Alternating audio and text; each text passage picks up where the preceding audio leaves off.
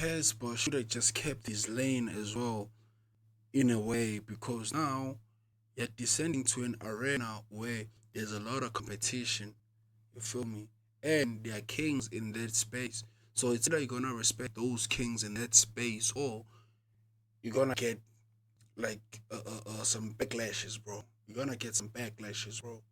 You feel me? Because there are people who are running certain routes, bro. You can't just come in there and expect that you'll still just push everybody around like you always do in whatever that you're prevailing in, bro. Nah, doesn't happen like that. That's why you should have just stayed where you was at. Keep it there, so you don't get no smoke. So now you descend into this arena, you're gonna get smoke. There's people here, bro. That's why they cooking him like this. Like at this point, he just lost his respect, bro. And this keeps on descending, bro. As a hot man, as a grown ass man.